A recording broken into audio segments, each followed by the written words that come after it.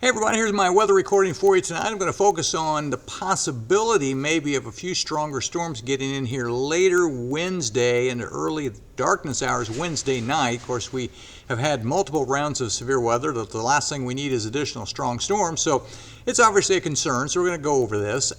What you're looking at here is the official outlook from the Storm Prediction Center for Wednesday and Wednesday night.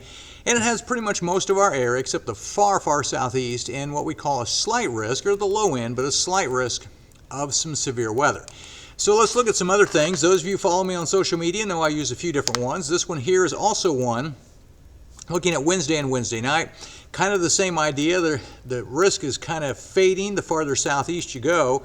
And again, it's not a huge risk, but there is a risk. You can imagine a cold front coming in from the northwest.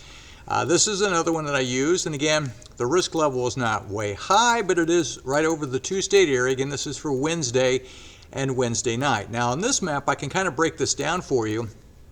What you're looking at here is the probabilities of what we would be looking for: wind, hail, and tornado. This is wind, which would be our highest probability. So they may have a little bit of wind in them, and again, it's not a huge amount, but that's a highest chance, because when we look at the hail chances, there may be some hail, but you can see the numbers go way down on hail. And here's the good news. I know a lot of people are concerned about tornadoes. This shows none. This shows none at all. The conditions do not look favorable for that at all. But the storms may have some gusty winds and maybe a little bit of hail when they come through this area. So let's look over some of the numbers. This is from a computer model called the NAM, and what we're looking at, and we've looked at these before, it's called the lifted index. The lower the lifted index, the more unstable the air, and this is projected for, let's see, about 4 p.m. on Wednesday. It shows the most unstable air is west of here. This is called the CAPE. I've referred to this before. This is the convective available potential energy. In other words, storm energy. Again, at 4 p.m. on Wednesday, it's still west of here.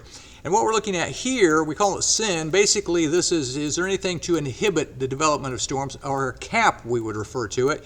And we really don't have anything to stop the storms, but again, the greatest instability at 4 o'clock on Wednesday looks to be west of here. This is now getting to be 7 p.m. Wednesday. Okay, now we see the lifted indexes are highest right near our area, especially in our Illinois counties. And this is our CAPE again. It's not huge. These numbers are not huge, but there's enough energy that you could generate some storms. And it's at 7 o'clock. There's really nothing to inhibit the storms. No real cap on the atmosphere, so to speak. So, we may start getting some of those storms in our western half of the area by 7 p.m., give or take. This is now getting to be at about, 10 o'clock at night.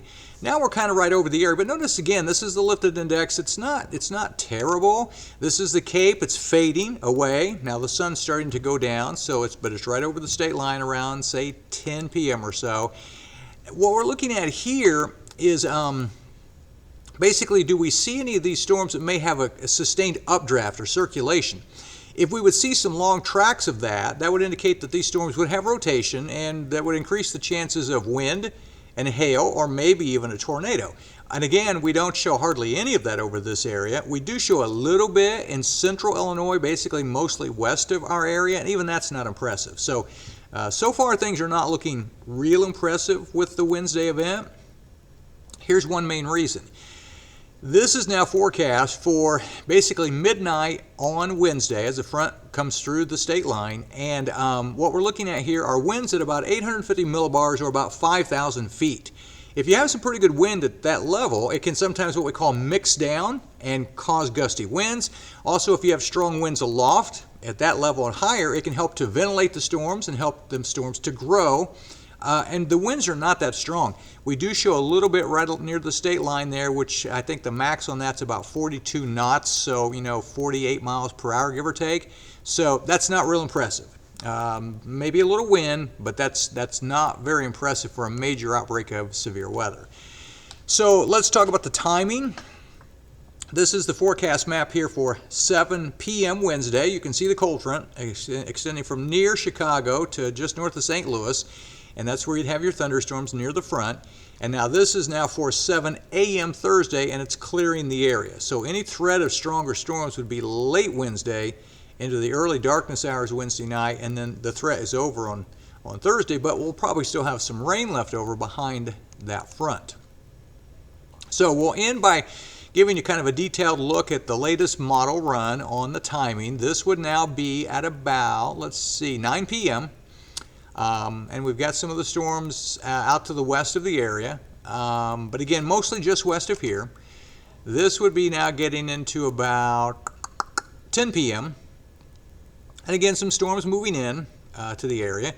This would be now getting to about 11 p.m. And all these times are Eastern, so 11 p.m. Eastern. Now we've got storms into our most of our western counties. You know, and again, maybe a stronger storm here or there, but it's not really impressive looking. And now here would be the map for at about midnight, coming right over the state line. You know, a few embedded stronger storms definitely look possible. And now this would be at about 1 a.m. Now we're crossing the state line, and still, you know, a couple stronger storms as it moves on. So the timing on this right now, probably our western counties, we're thinking maybe 9 p.m., maybe as early as 8 p.m., crossing the state line midnight-ish, and then out of the area by 2 a.m. So that's kind of the timing. That's also not a prime time for severe weather, you know, when you're getting to midnight, 2 in the morning. The bottom line is, a front's coming through on Wednesday evening. Some of the things we look at for severe weather are marginal. Some of the things don't look too impressive, but there could be some stronger storms, maybe some gusty winds, a little hail in the storms. But right now, this doesn't look like a major event for the area. But, you know, it's a couple days away, so we'll kind of keep an eye on it. But that's kind of the thinking as of right now. So here's the forecast then, next 7 days. The 4th looks good, 91. We can't rule out an isolated pop-up shower storm in the afternoon, but it would probably be very isolated for the 4th. Wednesday, again, late in the day. I think we're in good shape till late in the day. The front comes in, maybe a few scattered storms then. Again, a few could be strong. Late Wednesday into, you know, midnight to 2 a.m. on Thursday. Some scattered showers or storms left over on Thursday. The cold front breaks the temperatures back down into the low 80s. Friday looks good. Saturday looks good. And then it looks like we may get a few more showers and storms in here by Sunday, Monday of next week. So that's kind of a rundown. We'll keep an eye on it. But between now and probably Wednesday evening, looks good. Everybody have a happy 4th of July, and we'll update you on the storm chances as we get closer to later Wednesday.